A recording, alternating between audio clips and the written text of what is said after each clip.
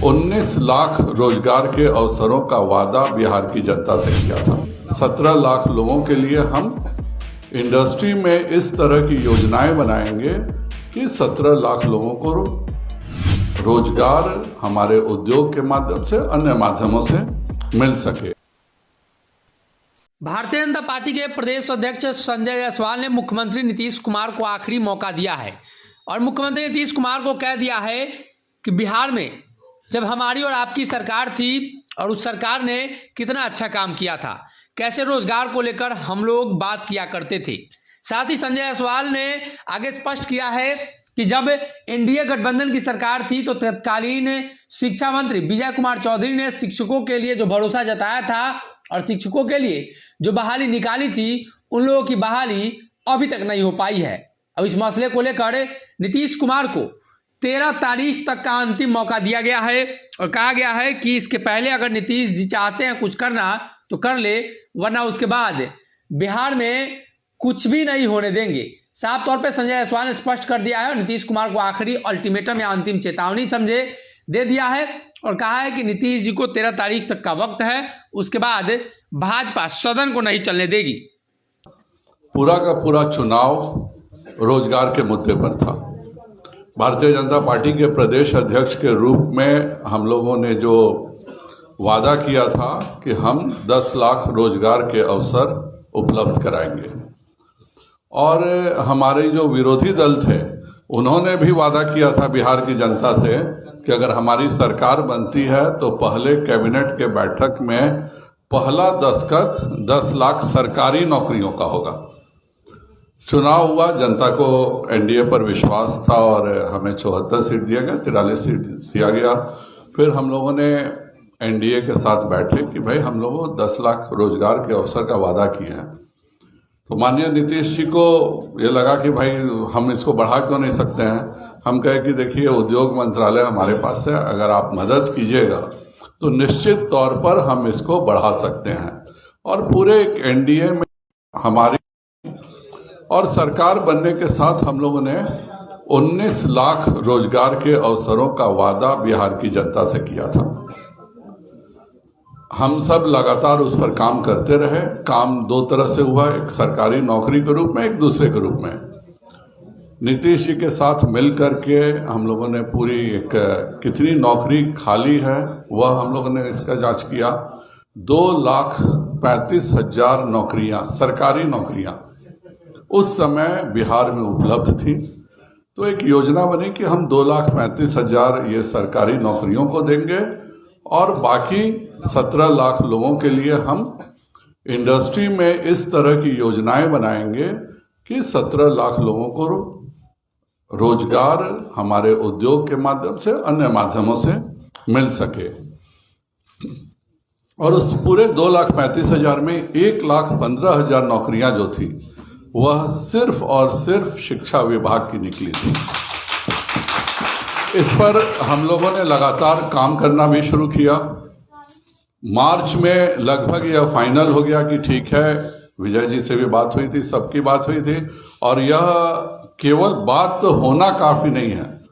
उस समय के तत्कालीन शिक्षा मंत्री जी ने सदन में यह आश्वासन दिया, और हम लोगों के बात के कारण नहीं दिया। हम लोगों ने जब यह निर्णय कर लिया कि हम 1,15,000 नौकरियां शिक्षकों की देंगे, तो बकायदा विजय चौधरी जी ने शिक्षा मंत्री के रूप में, और सबसे जो दिलचस्प बात यह है कि प्रश्नकर्ता वह व्यक्ति थे जो आज स्वयं शिक्षा मंत्री हैं, और उन्होंने यह प्रश्न, चंद्रशेखर जी ने यह प्रश्न किया शिक्षा मंत्री से कि क्या हुआ शिक्षकों का, और विजय चौधरी जी जदयू के और भाजपा के शिक्षा मंत्री के नाते उन्होंने वादा किया कि हमारे पास सीटीईटी और बीटीईटी के अभ्यर्थियों की एक बहुत बड़ी संख्या है और हम इन सबों को निश्चित तौर पे नौकरी देंगे। यह सदन में एनडीए के शिक्षा मंत्री के द्वारा दिया गया बयान है। आप चाहें तो आप सबों को मैं दे भी सकता हूं। यह प्रश्न हुआ था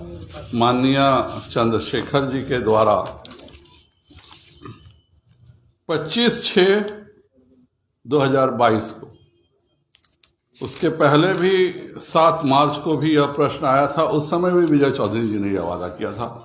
हम लोगों ने बिल्कुल दिखा सकता हूँ मैं, तो ये तो सबसे अच्छा तो यह है कि आज के वर्तमान के जो शिक्षा मंत्री हैं, यह उन्हीं के द्वारा पूछा गया प्रश्न।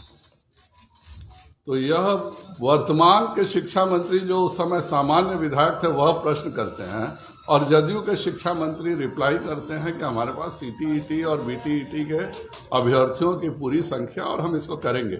और हम लोग लगातार लगे हुए थे, क्योंकि हमने वादा किया था 19 लाख रोजगार का, 10 से 19 किया था नीतीश जी के वादे पे। तो हमें था कि 2,34,000 हर हालत में सरकारी नौकरी हम देके निश्चिंत हो जाए। नीतीश जी के मन में उसी समय था कि कुछ ना कुछ बेईमानी थी, तो वो रोज हमको कहते रहे कि आज करेंगे, कल करेंगे। हम लोगों का लगातार दबाव भी रहता था कि सरकारी नौकरियां दी जाएं, और उसी के तहत चाहे वह 10,000 पुलिस की नौकरी हो, चाहे वह 10,000 आपके राजस्व विभाग की नौकरी हो, इन सब नौकरियों को हम लोगों ने दिया गया। सरकार बदलती है और आज तक 6 बार नौकरियों का मेला लगा है, और उन सब मेले में उन्हीं को दिया गया है जिनको पहले से नौकरी मिल चुकी थी। इतिहास में गांधी मैदान में पहला उदाहरण मिला होगा कि 10,000 लोगों को नियुक्ति पत्र दिया जा रहा है। नियुक्ति पत्र का मतलब होता है कि आज से आप नौकरी शुरू कर रहे हैं, और आप पुलिस की बाकायदा वर्दी में आ करके नौकरी नियुक्ति पत्र लेने का ढोंग करते हैं, क्योंकि आपकी नियुक्ति तो पहले ही हो चुकी थी। तो हम लगातार फैन फेयर लगाना आजकल नया शुरू हुआ है। हम लोग 10-10 हजार करके 40,000 नौकरियां पहले बांटे हैं, अब वो 6 चरण में उन्हीं को दोबारा दिया जा रहा है। हम लगातार इसकी बात करें कि भाई जो वादा हम सबों ने मिल के किया था, हम दोनों ने मिल के किया था, और आज जो दल, तीसरा दल जो सत्ता में है, वह तो वादा किया था कि पहले ही दिन 10 लाख नौकरी साइन करेंगे। हम लोग खुद नीतीश जी भी मजाक उड़ाते थे कि तुम्हारे बाबूजी क्या जेल से ला करके नौकरी देंगे 10 लाख। तो उस समय आज जब साथ बैठे हैं, तो अब तो नीतीश जी जानते हैं कि उनके बाबूजी कहाँ से ला के देंगे, तो उनको तो 10 लाख नौकरी सबसे पहले देना चाहिए, क्योंकि नीतीश जी तो बाकायदा सदन में पूछे थे कि तुम्हारे बाबूजी 10 लाख, हम लोग बोले कि 2,34,000 खाली है, 10 लाख नौकरी कहाँ से ला के दीजिएगा, तो बोले कि नकली नोट छाप के देंगे। ये सब नीतीश जी का वक्तव्य है, ये मेरा वक्तव्य नहीं है, और बाकायदा सदन में वक्तव्य है। तो भारतीय जनता पार्टी अपनी जिम्मेवारी से मुक्त नहीं हो सकती है, क्योंकि हमने सरकार हमारी बनी थी, हमारे और एनडीए की, और इसलिए भाजपा ने यह निर्णय लिया है कि इस मुद्दे को अब भारतीय जनता पार्टी लेगी, क्योंकि आज तक जिन्होंने वादा किया था उन्होंने कुछ नहीं किया। और जिसने वादा किया था 10 लाख नौकरी देंगे, यार तुम्हारे पास तो सबसे बड़ा मौका है, कुछ भी नहीं करना है, सारी तैयारी कंप्लीट है, सेंट्रलाइज आप एक बार मॉनिटरिंग स्टार्ट कीजिए और जॉब दे दीजिए। और ये जॉब देते तो वाकई भाजपा को भी बोलने के लिए कुछ नहीं रहता, क्योंकि पहली बार एक ऐसी नौकरी मिलती जो इस सरकार की नौकरी थी। वरना आज तक आप लाखों रुपए टीवी चैनल्स को और अखबार पे खर्च करके जो 8 अगस्त के पहले की नौकरी है उसी को दे रहे हैं। तो मेरा सरकार से एक जिम्मेदार विपक्ष के नाते रहेगा अनुरोध कि इस मुद्दे को अब भाजपा खुद लेने जा रही है, और 13 दिसंबर से जो विधानसभा है, भारतीय जनता पार्टी अगर इसका निदान 13 दिसंबर तक नहीं निकाला गया तो किसी कीमत पर हम सदन नहीं चलने देंगे, और दोनों को जवाब देना होगा कि किस नाते आपने 10 लाख नौकरी का वादा किया था, अब 10 लाख मत दो। हम भी जानते हैं झूठ बोले थे तुम, हम लोग कोई आश्चर्य नहीं है, लेकिन जो मिला हुआ है उसको तो दो कम से कम आप। तो इसके लिए भी हम लगातार करेंगे, हर हालत में यह नौकरी मिलनी चाहिए। और मैं आज भी निवेदन कर रहा हूं कि हमारा, आपका या किसी का भी राजनीतिक विवाद हो सकता है, लेकिन बिहार के विकास को लेकर के कोई विवाद नहीं है। आज तक आपने 4 महीने बीतने के बाद एक नौकरी नहीं दी है। कम से कम इन सीटीईटी और बीटीईटी के बच्चों को नौकरी देकर पहले नौकरी की तो शुरुआत करें। 10 लाख का हिसाब आपसे बाद में पूछेंगे, यह करें, और हर हालत में हम विधानसभा में इसके निर्णायक स्थिति करने के बाद ही विधानसभा शांति से चलेगी।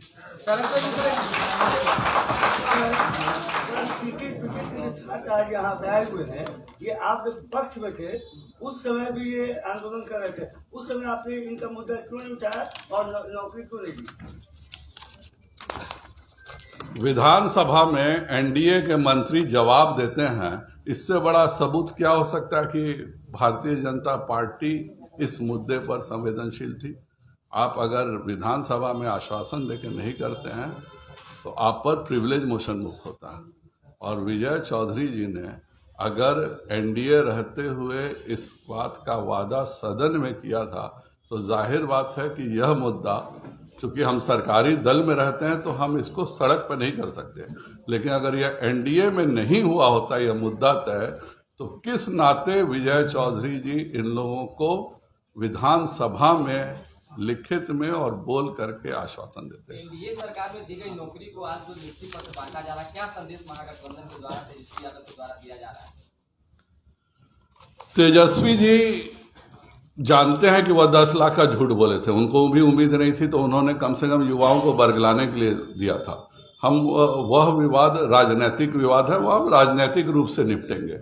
लेकिन जो 2,34,000 सरकारी नौकरियां और उसी के ये जो 30,000 नौकरियां बांटी गई हैं उसी का एक हिस्सा है, वह हम सब पहले दे दिए थे और दोनों ने मिलकर दिया था, और उसी को दोबारा तेजस्वी जी के पास दिखाने के लिए किया जा रहा है। एक चूंकि दोनों दल का आपस में विलय होना है, माननीय नीतीश जी को जाना है आश्रम में जाके राजद के नेताओं को ट्रेनिंग देनी है, तो उसको देने से पहले वह तेजस्वी जी को सभी पुराने नौकरियों का चेहरा दिखा दे रहे हैं कि देखो 2020 के बाद इनको हमने भाजपा के साथ नौकरी दिया था, आप भी इनसे जान पहचान कर लो।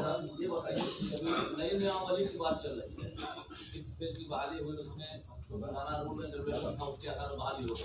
वो एनडीए की सरकार में ही बहाली हुई, उसने देखा तो 42,000 को नियुक्ति पत्र मिला टीचर को। अब जो नई नियमावली की बात कही जा रही है, आखिर कैबिनेट में प्रस्ताव अब तक नहीं गया, उसका कारण क्या है? और अगर मंजूरी अब तक नहीं मिली है, मंजूरी कब मिलेगी, इसकी जानकारी आपको दी गई है क्या? इसकी जानकारी इस विधानसभा में निश्चित तौर पे बिहार की जनता को भी मिल जाएगी। चूंकि हिस्सा थे पिछले विधानसभा में,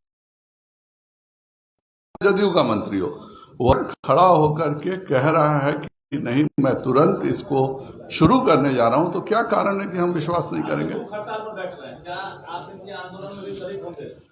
बच्चों को मैं यही कहूंगा कि हम लोगों ने भी इस मुद्दे को लिया है, हमें भी थोड़ा सा समय दें और इनकी मांग हर जगह हम साथ देंगे। और मैं तो पुनः तेजस्वी जी से हाथ जोड़ के रिक्वेस्ट करूंगा कि आपने 10 लाख नौकरियों का जो वादा किया था, इन बच्चों को नौकरी दीजिए। हम भी आपको धन्यवाद देंगे कि कम से कम आपके 10 लाख की संख्या घट करके 8,85,000 हो जाएगी, 1,15,000 तो वाकई आपके पास बोलने को हो जाएगा। वो भी आप नहीं कर रहे हैं, यह हमारे समझ से परे है। वो 2,35,000 नौकरियां दे दें जो एनडीए के समय ऑलरेडी फाइनल था, नीतीश से वादा था, उसके बाद हम बाकी 7,65,000 के लिए तो हम उनको हर जगह कटघरे में काट लेंगे। सर एक सवाल है, मुकेश सहनी इन दिनों आप पर पूरा विवादित बयान दे रहे हैं, कल आपको सड़क छाप गुंडा बता दिया। जिसकी जो मानसिकता होती है वो वैसा सोचता है, मुझे उस पर कुछ नहीं कहना है। लेकिन आप उप मुख्यमंत्रियों का भवन खाली करने के बारे में बोल रहे हैं। उप मुख्यमंत्रियों को जिस घर में, पूर्व उप मुख्यमंत्रियों को जिस घर में जाना है, आप बिना उसके व्यवस्था के बोल रहे हैं। और वही अगर आप पता करें, मैं किसी व्यक्ति की बात नहीं कर रहा हूं, राजद के प्रदेश अध्यक्ष कहाँ रहते हैं बताए, किस नाते वो रहते हैं? जदयू के प्रदेश अध्यक्ष किस नाते रहते हैं? आपके इन सब को क्यों मकान दिया गया है? एक व्यक्ति की बात नहीं है। लेकिन नीतीश कुमार जी भवनों का प्रयोग अपने सुविधा से करते हैं। खुद ही जब आरसीपी मंत्री थे तब उनको किस नाते दिया था आप नहीं बता सकते हैं, लेकिन आपके उससे सूट नहीं किया तो 1 घंटे में आपने आरसीपी का सामान फेंक दिया। तो यह जो सरकार का विधानसभा का भवन जो है, यह नीतीश कुमार जी ने अपनी व्यक्तिगत जागीर बना ली है और उस हिसाब से दे रहे हैं। यह सरासर गलत है। हो गया। अगर ये वीडियो पसंद आई और वह बिहार के राजनीति और बिहारियत से सरोकार रखेनी तो सब्सक्राइब बटन दबा के चैनल के सब्सक्राइब कर ली। ओजे एगो घंटी बा, ओकरा बटन दबा देला से कुल सटीक और मारक खबर रुआ मुफ्त में मिल जाई। अगर रुआ पत्रकारिता के हमनी के नया प्रयोग में सहयोग कर चाहतानी तो ज्वाइन बटन दबा दी। पेटीएम नंबर नोट कर ली 9386816700। धन्यवाद।